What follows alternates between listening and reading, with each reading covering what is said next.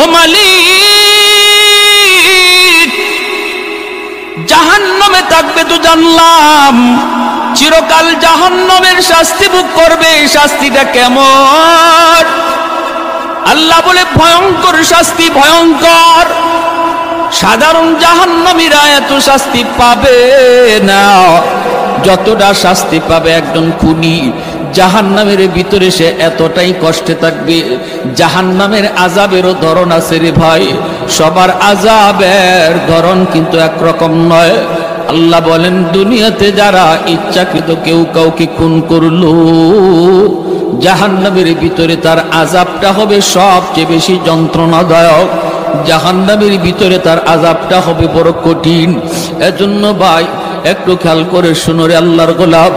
মায়ার নবী বলেন, হাসরের মাঠে আল্লাহ আদালত নিয়ে যখন বসবে, বিচার কাজ আল্লাহ শুরু করবে, সর্বপ্রথম আল্লাহর আদালতে বিচার শুরু হবে খুনের মামলা দিয়া।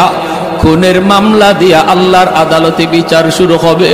যেই মানুষটা মারা গেল, যে যার তারে খুন করলো, ওই খুনির সে ধইরা যেইভাবে তারে খুন করেছে, গলা কাইটা অথবা ছুরি দিয়ে আঘাত কইরা ওই ছুরিটা যা তার বডির মধ্যেই লাগানো থাকবে, রক্ত ঝরবে, রক্ত ঝরবে। আর খুনিটার কলার ধইরা আল্লাহর আদালতে হাজির হইয়া বলবে, মালিক, দুনিয়াতে পয়সা ছিল, আমি মামলার রায় পাই নাই, আমারে খুন করেছে, আমার আওলাদ রে এতিম বানাইছে, আমার মা রে আমার বাবারে সন্তান হারা বানাইছে। সম্পদ ছিল তার, পাওয়ার ছিল তার, মন্ত্রী এমপি ছিল তার, জজ ছিল তার, উকিল ছিল তার, আমার সন্তান বিচার পায় নাই গো আল্লাহ। ও মালিক, অল্প দিন মামলা কাইটা, জেল কাইটা আবার বের হয়ে আসছি। এইভাবে আল্লাহর আদালতে কানবে আর বিচার দিবে।